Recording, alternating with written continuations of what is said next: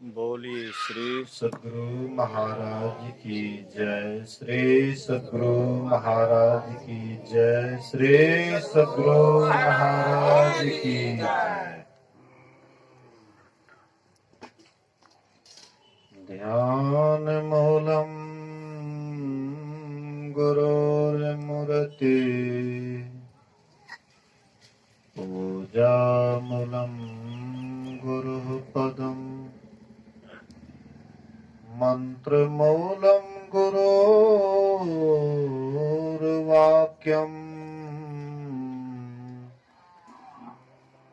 मोक्ष मूलम गुरुः कृपा। धन्य धन्य सतगुरु सुखदा महिमा कहे न जाए। जो कछु कहो तुम्हारी कृपा मोते कछु न बसाए। सर्वत्र सर्वदा वर्तमान सद्गुरु महाराज जी के पावन चरणों में कोटि कोटि नमन। उपस्थित गुरुजन, धर्म प्रेमी सत्संगी बंधुओं, पूजनीया माताओं तथा भक्तिमती बहनों,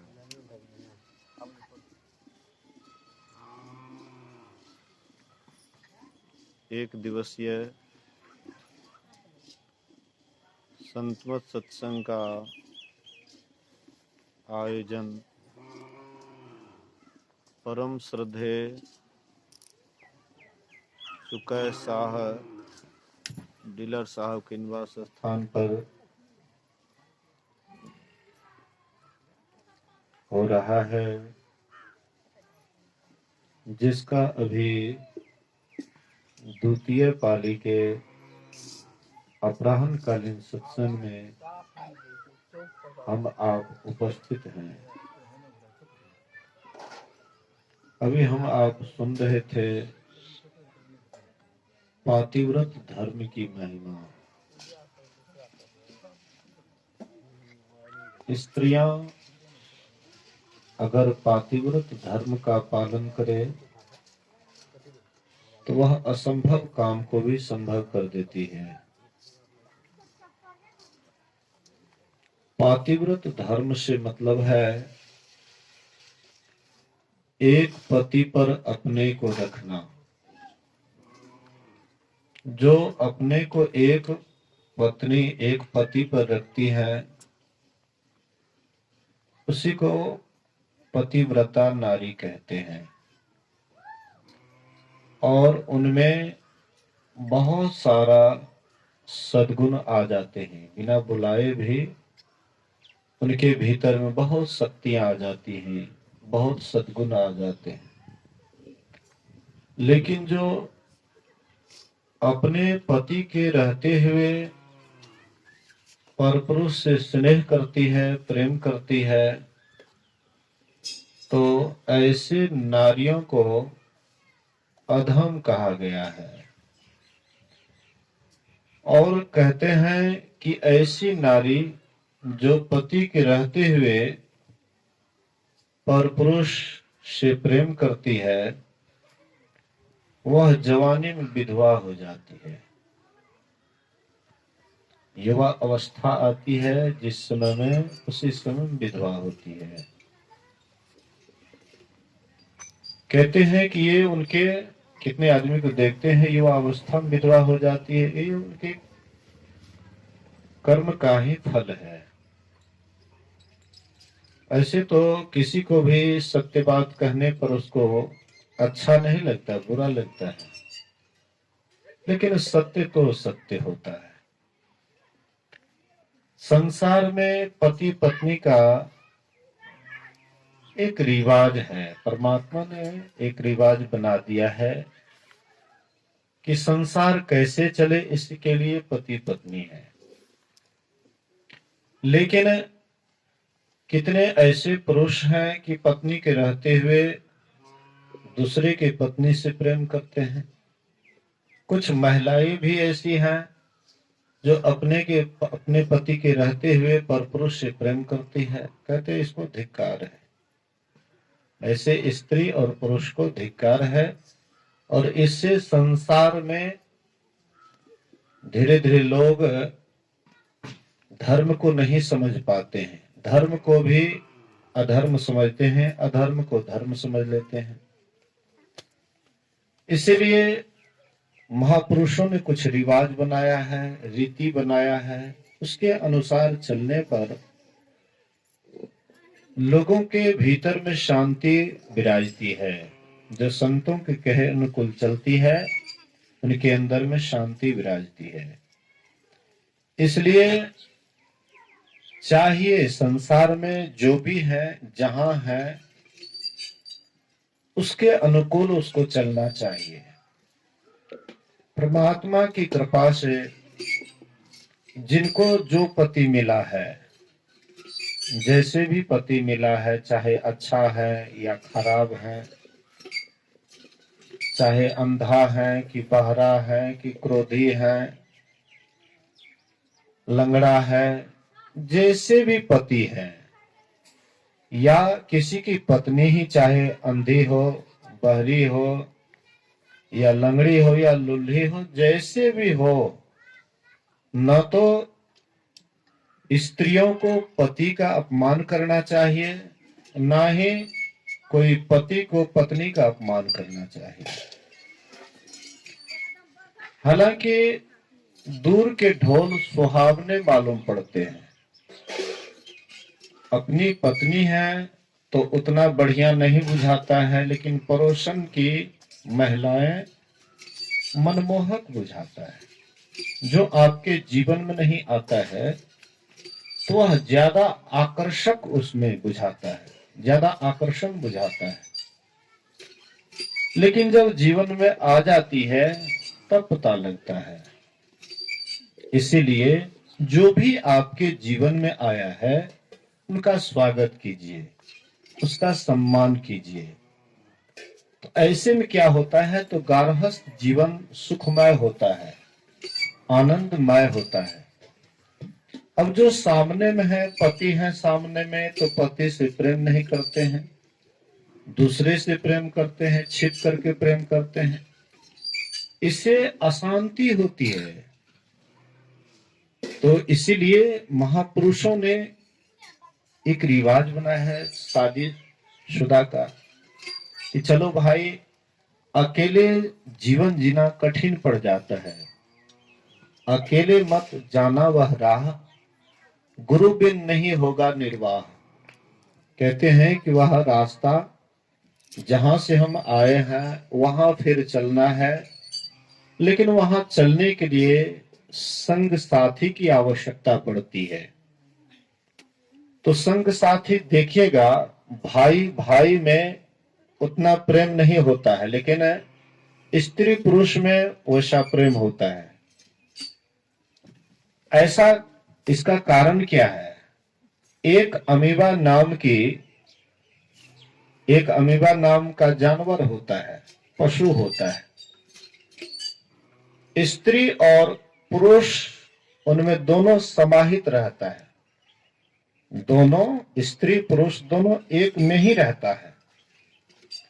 सुनने में आया कि वही अमीबा नाम का जानवर दो भाग हो गया, एक पुरुष हो गया, एक स्त्री हो गया। इसलिए पुरुष और स्त्री में एक दूसरे के प्रति आकर्षण होता है, प्रेम होता है। पुरुष पुरुष में वैसा प्रेम नहीं होता है। कोई पुरुष है, वहां पर दूसरा पुरुष चला जाता है तो उस तरह का लगाव नहीं है, प्रेम नहीं है। लेकिन वहीं पर कोई पुरुष है, कोई नारी चली जाती है तो एक दूसरे के प्रति आकर्षण हो जाता है। तो ये परमात्मा का बनाया हुआ है। इसीलिए संत महापुरुष कहते हैं कि स्त्री और पुरुष जीवन भर जो शादीशुदा है तो साथ रहना चाहिए, एक दूसरे से प्रेम रहना चाहिए। प्रेम का मतलब अनर्थ अर्थ का अनर्थ नहीं लेना चाहिए। प्रेम शुद्ध होता है और उसमें कोई इच्छा नहीं होती, कोई वासना नहीं होती है। इसीलिए संत महात्मा जो रीति रिवाज बनाए हैं उसके अनुसार जो चलते हैं उसी का नाम होता है, उसी का जसगान होता है। शरीर छोड़ने के बाद भी उसका जसगान होते रहता है।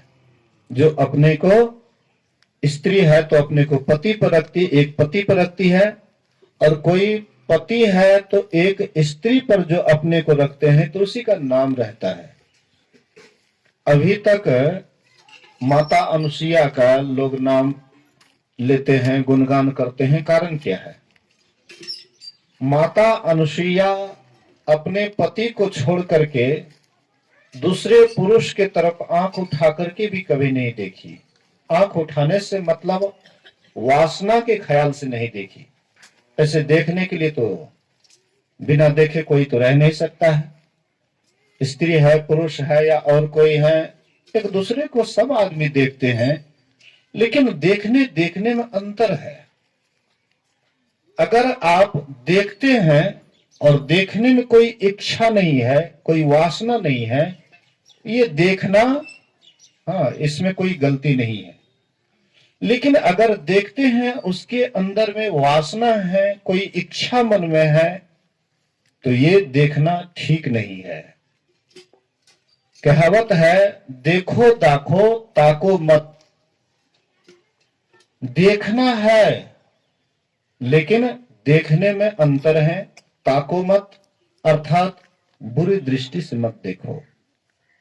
कोई गाड़ी पर लिखा हुआ रहता है, हाँ, बुरी नजर वाले तेरा मुंह काला। नहीं, गाड़ी पर पीछे में लिखा हुआ रहता है, बुरी नजर वाले तेरा मुंह काला। इसका क्या मतलब हुआ? अर्थात आपका बुरा नजर होगा तो आपका मुंह आज ना कल काला होगा ही।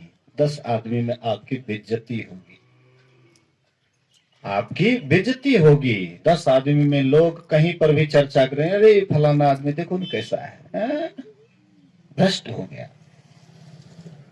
तो ऐसा व्यवहार हम क्यों बनाएं, ऐसा आचरण क्यों बनाएं, दूसरे से लात जूता क्यों खाएं?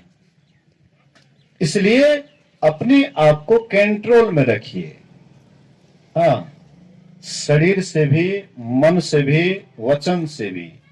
हाँ, मन वचन कर्म, ये तीनों तरह से अपने आप को अगर ठीक रखिए तो देखिएगा कि आपका मन तत्काल शांत रहता है, स्थिर रहता है। और जैसे ही मन में कोई इच्छा हुई, उसके प्रति आप आकर्षित हुए, फिर आपके भीतर में हलचल हो जाता है, अशांति हो जाती है। इसलिए तो अनुसुईया मां कभी भी किसी के प्रति बुरी भाव से नहीं देखी। जब भी देखी, कहते हैं, उत्तम के अस बस मन माही, सपने हो आन पुरुष जग नाही। जो उत्तम श्रेणी की पतिव्रता होती है, नारियां होती हैं, तो उत्तम के अस बस मन माही, उनके मन ऐसे बस में होता है कि सपने हो आन पुरुष जग नाही। स्वप्न में भी पर पुरुष का चिंतन नहीं करती है, स्वप्न में भी पर पुरुष की तरफ आंख उठा करके नहीं देखती है। ये उत्तम श्रेणी की पतिव्रता है। मध्यम पर पति देखहि कैसे, भ्राता पिता पुत्र निज जैसे। मध्यम श्रेणी की पतिव्रता स्त्रियां वे होती हैं जो पर पुरुष को देखती है, लेकिन जो अपने से अधिक उम्र वाले हैं उनको पिता के तुल्य देखती है। जो अपने उम्र के हैं, हाँ, बराबर उम्र वाले हैं, उनको भाई के समान देखती है। और जो कम उम्र वाले हैं उनको पुत्र के समान जानती है, पुत्र के समान देखती है। तो जैसे स्त्रियां के लिए यह नियम है, वैसे पुरुष के लिए भी होना चाहिए।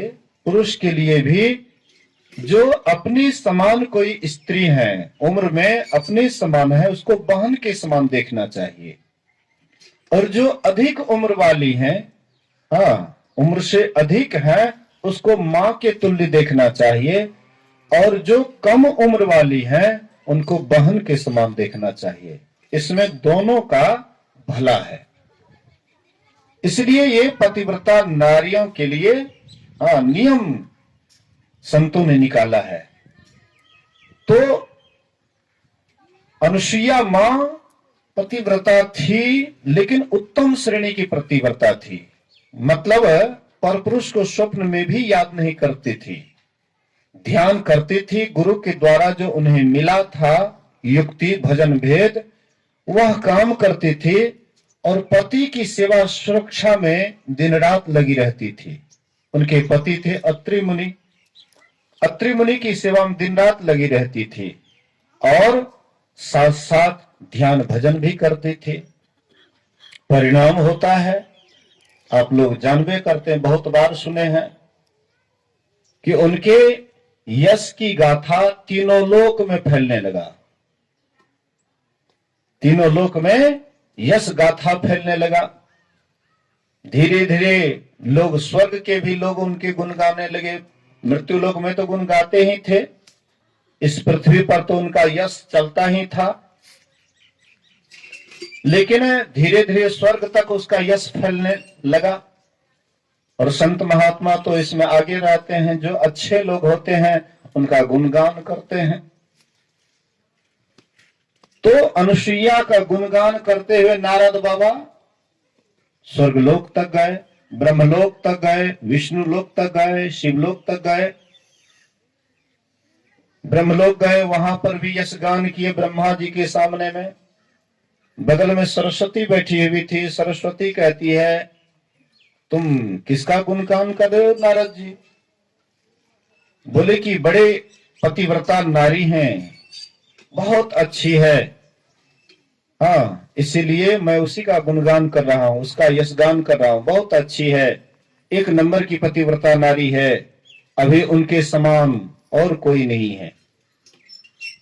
सरस्वती कहती है कि हम लोग क्या उनसे कम हैं? अरे वे तो मृत्यु लोक में रहती है, वे तो साधारण हैं, और हम तो ब्रह्मलोक में रहने वाले हैं। हम उनसे कितना ऊंचे लोक में हैं, तो हमसे कैसे बढ़ सकता है?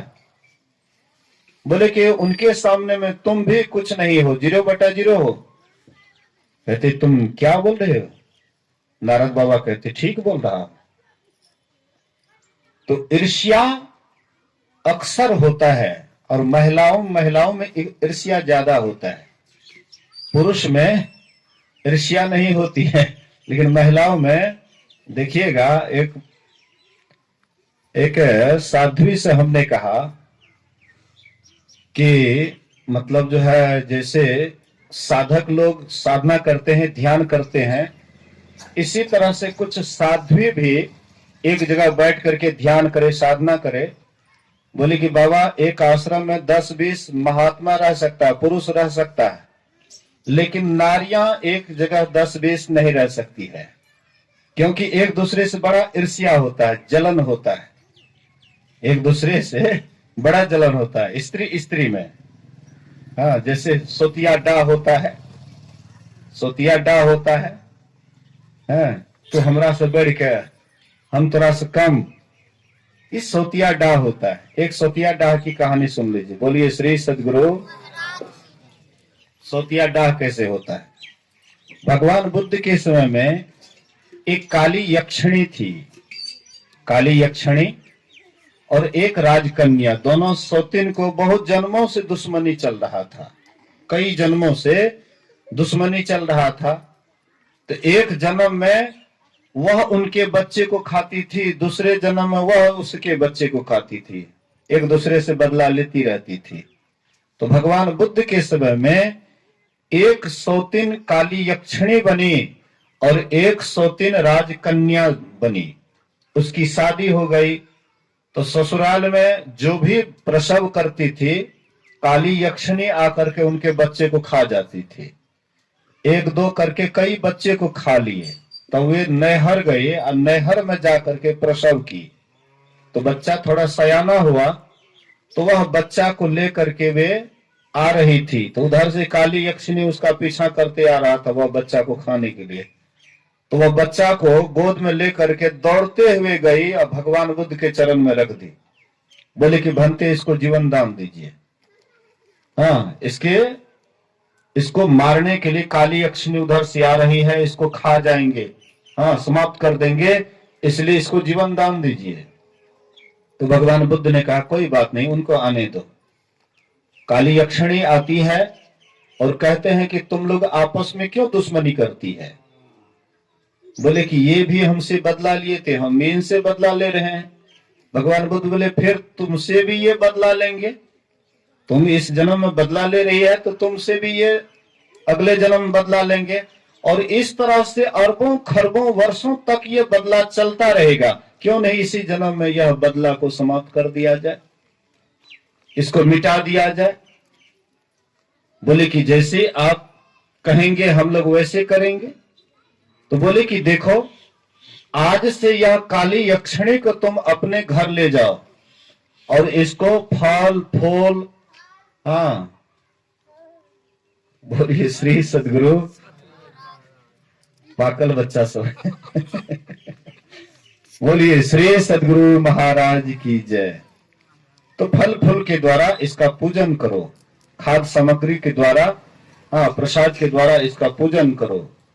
तो दुश्मनी कैसे होती है? दुश्मनी जलन से, बदला लेने से।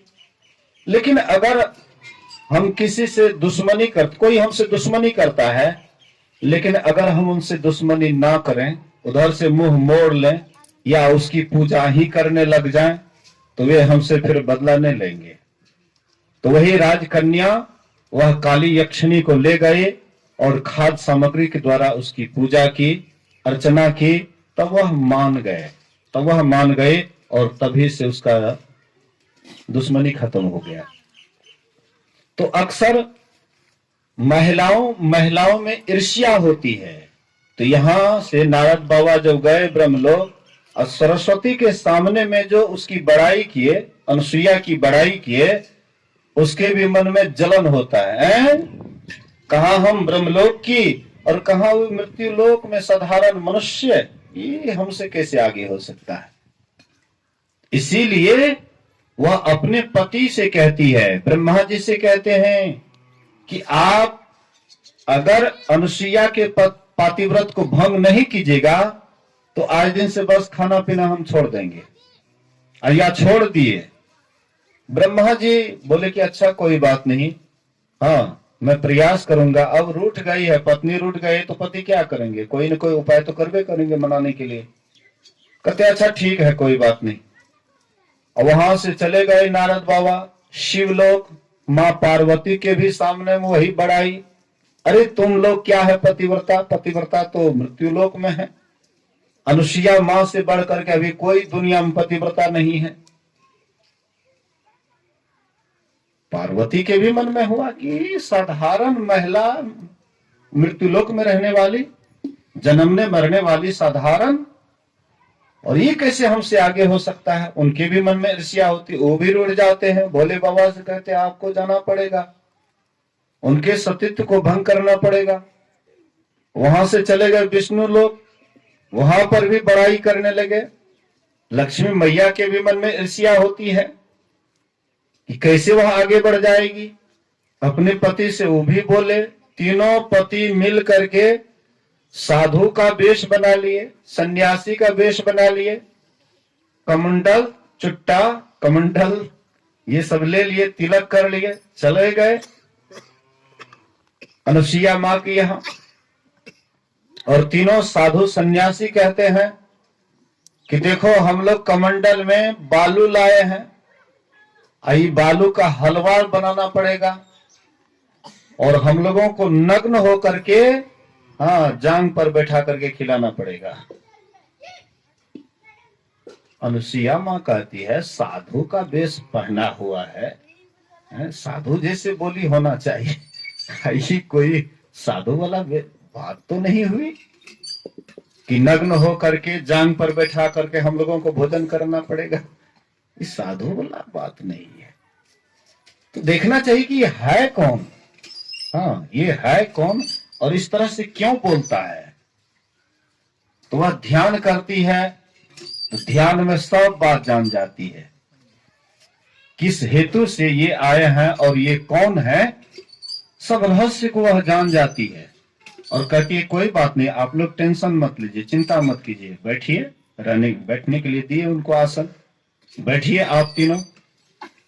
गई वहां, अंदर जाती है, कमंडल से जल लेती है और परमात्मा का स्मरण करते हुए, पति का स्मरण करते हुए मंत्र पढ़ करके उसके ऊपर छिड़क दिए। और जैसे वह जल छिड़कती है, तीनों 6-6 महीने का बालक बन गए। बोलिए श्री सदगुरु महाराज। 6 महीने का बच्चा को कौन ज्ञान, शरीर इंद्रियों का कोई ज्ञान है? 5 वर्ष तक हाँ ज्ञान उतना नहीं होता, विषय वासना का 5 वर्ष तक उतना ज्ञान नहीं होता। हो सकता है कलयुग में 5 वर्ष के बच्चा में हो जाए, कलयुग में हो सकता है। पांचों भाई, चारों भाई, सनक, सनंदन, सनातन और सनत कुमार, ये चारों भाई 5 वर्ष के लिए ब्रह्मा जी से क्यों वरदान मांगे? इसलिए कि 5 वर्ष के बच्चा के अंदर में विषय वासना का कोई ज्ञान नहीं होता है, इसलिए ब्रह्मा जी से वरदान मांगे। ब्रह्मा जी भी उनको एक मस्तु कह करके आशीर्वाद दिए। तो अभी तक ये चारों भाई 5 ही वर्ष के हैं। अभी तक ब्रह्मा, ये क्या कहते हैं, सनकादि ऋषि, चारों भाई अभी तक 5 ही वर्ष के हैं।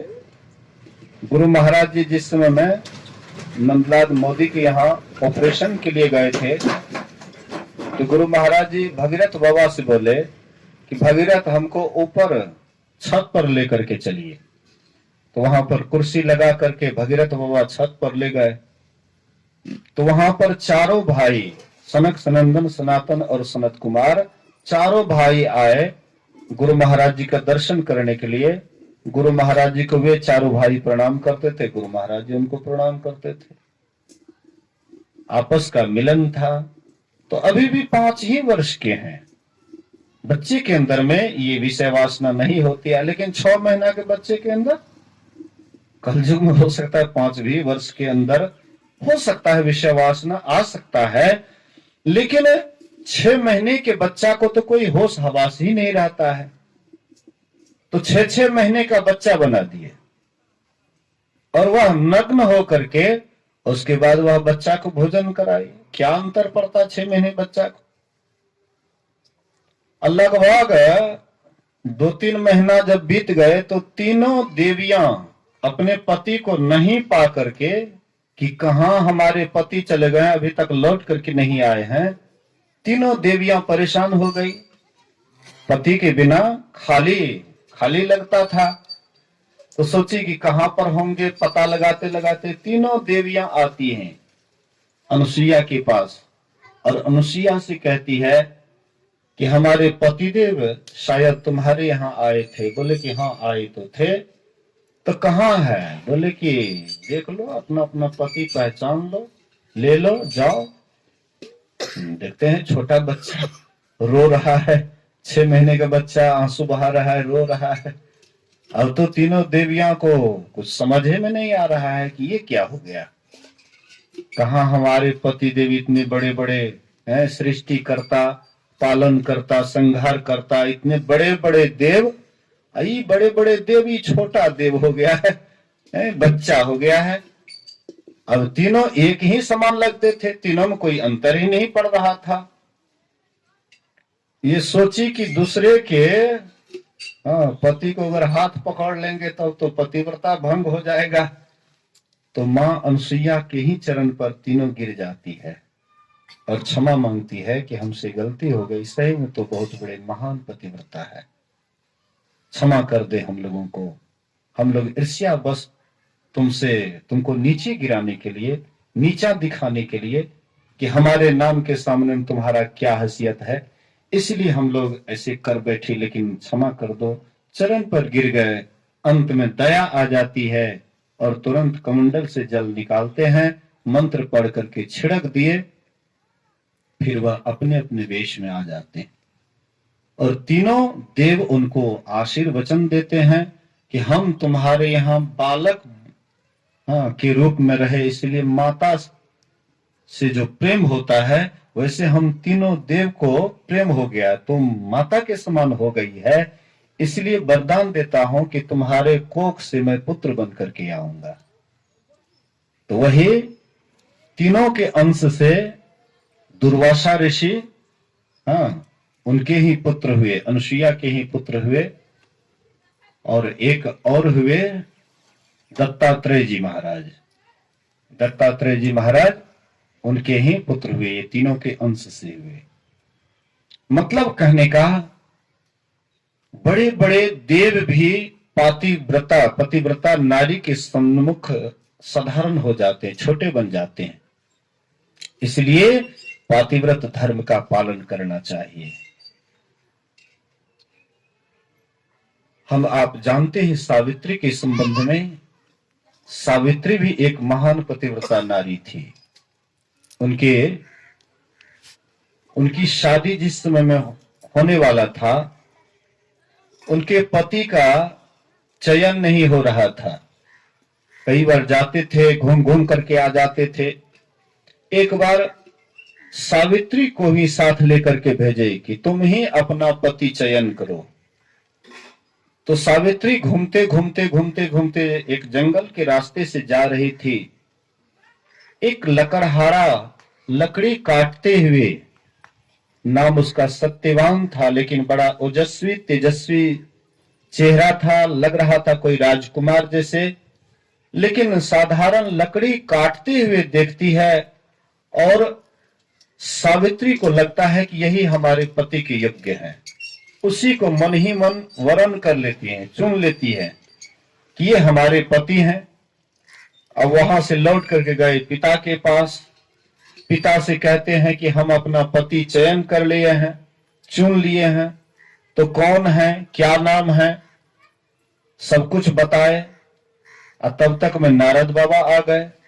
उनके पिता समझाते हैं कि अरे पति भी चुनी तो वह लकड़हारा, लकड़ी काटने वाला। और तब तक में नारद बाबा आ गए। नारद बाबा कहते हैं, अरे बेटी, तुम जिसको पति चुनी है वो ज्यादा दिन तक संसार में नहीं बचेगा, मर जाएगा। इसलिए बेटी अपना नियम बदल दे, दूसरे पति को चुन ले, तो ज्यादा दिन तक नहीं बचेगा, मर जाएगा।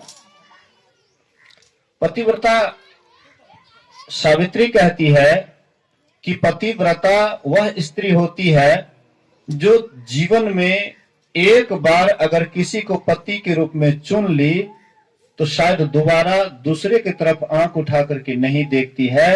ये भारतीय नारी की सभ्यता है, और मैं भारत की नारी हूं, इसलिए मैं एक बार जिसको चयन कर ली फिर दोबारा दूसरे की तरफ आंख उठा करके नहीं देखूंगी। नारद बाबा भी समझाए लेकिन नहीं समझे। तो नारद बाबा बोल दिए, बेटी इतने महीने के बाद इस दिन को, इतने तारीख को, इतने तिथि को, इतना बज करके, इतना मिनट में तुम्हारा पति इस संसार को छोड़ करके चले जाएंगे, मतलब उनकी मृत्यु हो जाएगी। तो वह मन ही मन उसको याद कर ली। दोनों का शादी हो जाता है। तो शादी होने के बाद ये तो राजकन्या थी और वह तो लकड़ी काटने वाले लकड़हारा।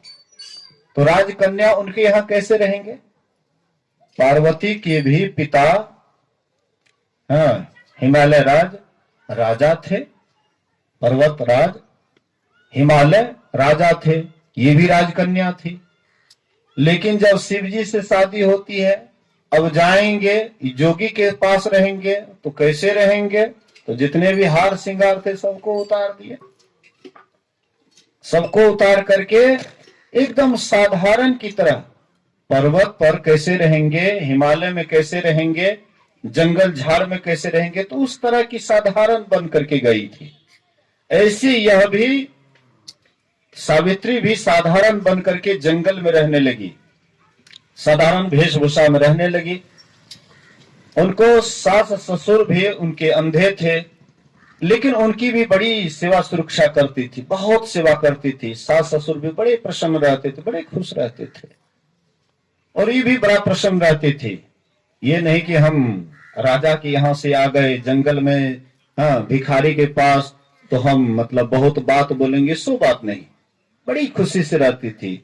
जो जिस स्थिति में रहते हैं उसी में प्रसन्न रहती है, खुश रहती है, उसी का जीवन आनंद से खिलता है। इनका भी जीवन आनंदमय चल रहा था। लेकिन नारद बाबा जो बोले थे उस बात को वह याद कर ली थी। जब वह दिन आए, वह समय आया जब पतिदेव जाने लगे जंगल, तो सावित्री कहती है कि मैं भी आपके साथ जंगल जाना चाहती हूँ। बोले कि तुम काहे के लिए जंगल जाओगी? जानती हो जंगल में बड़े हिंसक जानवर रहते हैं, इसलिए तुम सुरक्षित नहीं रहोगी। बोले कि आप मेरे साथ हैं तो मुझे किस बात की चिंता है? अकेली जाती तब ना, लेकिन आपके साथ जाऊंगी।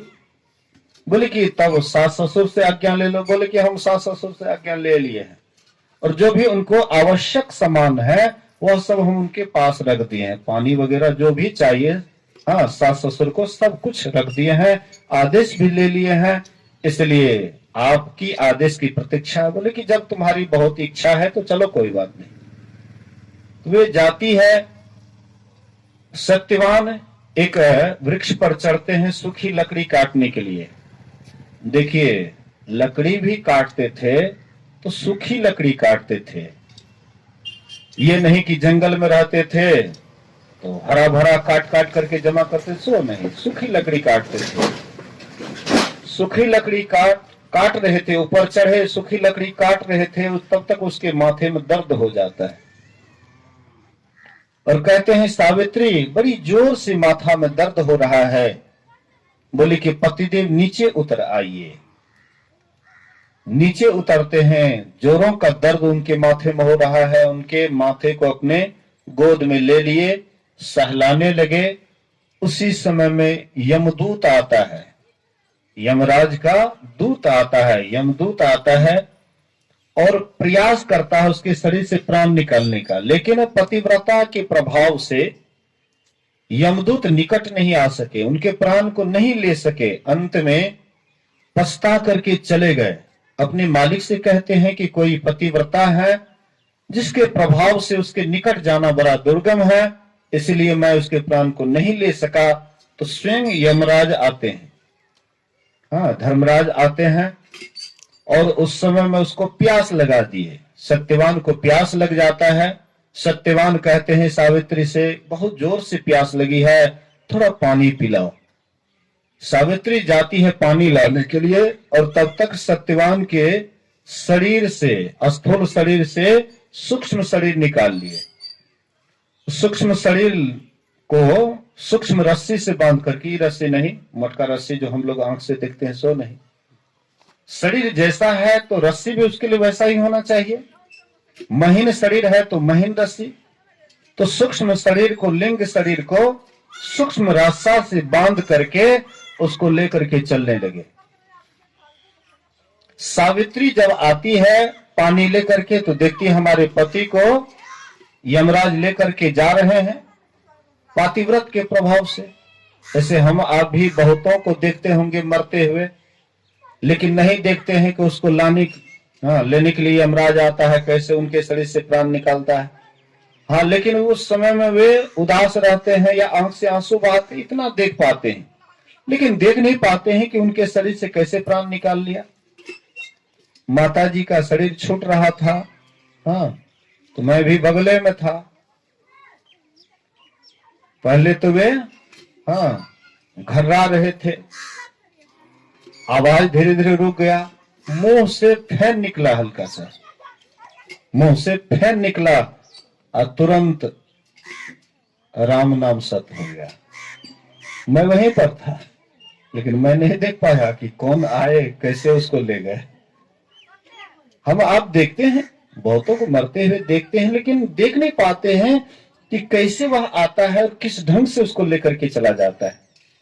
लेकिन सावित्री पातिव्रत के प्रभाव से देख लेती है कि हमारे पतिदेव को यमराज लेकर के जा रहे हैं, तो वो भी उनके पीछे पीछे। यमराज ही धरती पर तो नहीं चलते होंगे हम लोगों के जैसे, हम लोग जैसे धरती पर चलते हैं, वो तो आकाश मार्ग से लेकर के जा रहे होंगे, लेकिन ये भी आकाश मार्ग से पातिव्रत के प्रभाव से, ये पतिव्रता प्रभाव है, पातिव्रत का प्रभाव है, और उसके प्रभाव से ये भी उनके साथ चल देती है आकाश मार्ग से।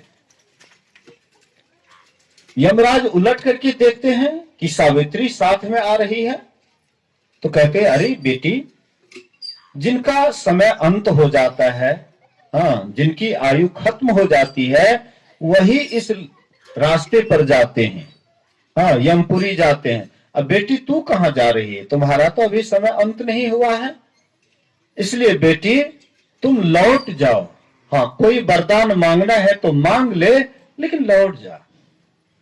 सावित्री कहती है अगर आप मुझे वरदान ही देना चाहते हैं तो मुझे पहला वरदान दीजिए। हमारे सास ससुर को आंख नहीं है, अंधे हैं, बड़ा कष्ट होता है, बड़ा दुख होता है, इसलिए सबसे पहले उसको आंख दे दीजिए। बोले कि एक मस्तु ऐसा ही हो, ऐसा ही होगा। फिर यमराज चलने लगे, फिर कुछ आगे बढ़े, उलट करके देखते हैं तो उधर से सावित्री आ रही है। बोले कि सावित्री, मैंने तुझे एक वरदान दे दिया, दूसरा वरदान लेना है तो ले ले, लौट जा, बहुत आगे आ गई है। कहते हैं अगर दूसरा वरदान देना चाहते हैं तो यह वरदान दीजिए कि हमारे पतिदेव का जो खोया हुआ राज्य है वह पुनः मिल जाए, हो जाए। बोले कि एक मस्तु ऐसा ही हो। फिर जाने लगे, जाते जाते फिर उलट करके देखते हैं तो सावित्री आ रही है। बोले कि पुत्री तुम बहुत आगे निकल चुकी है, इसलिए और वरदान मांगना है तो मांग ले। तीसरे वरदान में मांगती है कि हमको 100 पुत्र का वरदान दीजिए। बोलते एक मस्तु ऐसा ही हो। फिर आगे बढ़ते हैं तो उलट करके देखते हैं सावित्री आ रही। बोले कि बेटी मैंने तुझे 3-3 वरदान दे दिया है, अंतिम में एक वरदान और ले ले, लौट जा। कहते हैं आप चौथा वरदान यह दीजिए कि आप जो 3 वरदान दिए वह आपका सत्य हो जाए। सत्य हो जाए। बोले कि क्या मेरा वरदान झूठा हो जाएगा? तुम क्या कह रही है? बोले कि आप जो हमें 100 पुत्र का वरदान दिए हैं, हमारे पति को आप अपने साथ ही ले जा रहे हैं, तो आपका ये वरदान झूठा नहीं होगा तो क्या होगा? यमराज तुरंत होश में आते हैं। बोले कि बेटी तू जीत गया और मैं हार गया, मैं तुम्हारे सामने में हार गया। पतिव्रता के सामने में यमराज भी हार खा गए, लौटा दिए। फिर वह जीवित हो जाता है, उनके शरीर में स्थूल शरीर पड़ा हुआ था जंगल में, फिर वह स्थूल शरीर के अंदर में यह सूक्ष्म शरीर उसको प्रवेश करा दिए, सत्यवान जीवित हो जाता है। यह कहानी से एक और ज्ञान मिलता है कि शरीर के अंदर में शरीर है। गुरु महाराज कहते थे ये शरीर जो हम आप देखते हैं ये स्थूल शरीर है, और ये स्थूल शरीर के अंदर में सूक्ष्म शरीर होता है। जैसे हम लोग कोई विशाल गाछ को देखते हैं, अभी देखते हैं पेड़ पौधा है बगल में, ये पेड़ पौधा होने से पहले अंकुर हुआ था, बीज में अंकुर होता है, छोटा सा अंकुर होता है, और अंकुर से भी पहले अंकुर भी नहीं होता, लेकिन बीज के अंदर में वृक्ष रहता है, लेकिन अव्यक्त रूप में रहता है, प्रकट नहीं रहता है। तो जैसे बीज के रूप में रहता है, प्रकट नहीं होता है, तो वह कारण समझ लीजिए। अंकुर छोटा सा जैसे अंकुर निकलता है तो वह सूक्ष्म समझ लीजिए, और विशाल वृक्ष हो जाता है, ये स्थूल है। तो जैसे हम लोगों का अभी शरीर हम आप देख रहे हैं, ये स्थूल शरीर, विशाल शरीर है। इनको हम लोग इस आंख से देखते हैं, इस हाथ से छूते हैं, कान से सुनते हैं, सारी इंद्रियां काम करती है स्थूल शरीर में रहने के कारण। तो ये स्थूल शरीर के अंदर में सूक्ष्म शरीर है। ये सूक्ष्म शरीर को हम आप देख सकते हैं, सूक्ष्म शरीर को हम आप देख सकते हैं। महामौदगल्याण पूर्व जन्म में अपने माता पिता को जंगल में छोड़ दिए थे कि बूढ़े बूढ़ी माता पिता की सेवा कौन करे, इसलिए दोनों को ले गए, जंगल में जाकर के छोड़ दिए, बाघ सिंह को खा गए। पूर्व जन्म की बात है। इस जन्म में महामौदगल्याण ध्यान पर बैठे हुए थे, साधना में बैठे हुए थे, 500 चोर आया, 500 चोर आया, उनके शरीर को मार मार करके हड्डी गुड्डी सब तोड़ ताड़ करके एकदम नाकामयाब शरीर कर दिए पूरे। और वे देख रहे थे, कौन? महामौदगल्याण पेड़ पर बैठ करके देख रहे थे कि हमारे शरीर को पीट रहा है, हाँ, मारपीट रहा है, वो देख रहे थे। ये कैसे हो गया? स्थूल शरीर से सूक्ष्म शरीर को निकाल लिए। स्थूल शरीर यहाँ पर ध्यान पर बैठा हुआ है, वो बगल में है, सब लीला देख रहे हैं। उसके बाद आए इस शरीर में, फिर से घुसे, और शरीर में घुस करके जब इस शरीर को उठाने लगे, हाथ उठाते तो हाथ नहीं उठता, टूटा हुआ हाथ था, कैसे उठता? पैर उठाए, उठ नहीं रहा था। तो यह शरीर को आकाश मार्ग से ले गए, जहां पर भगवान बुद्ध सत्संग कर रहे थे। बहुत भिक्षुओं, बहुत सत्संगियों के बीच में सत्संग कर रहे थे, लाखों की भीड़ थी। इसलिए वहां पर सामने में सबके बीच में जाना उचित नहीं समझा। इसलिए आकाश मार्ग में ही वे अपने शरीर को स्थिर करके और वहीं से प्रणाम करते हैं भगवान बुद्ध को, और कहते हैं कि अब ये शरीर रहने लायक नहीं है, इसलिए मैं आपके आदेश की प्रतीक्षा करता हूं। भगवान बुद्ध कहते हैं, अच्छा ये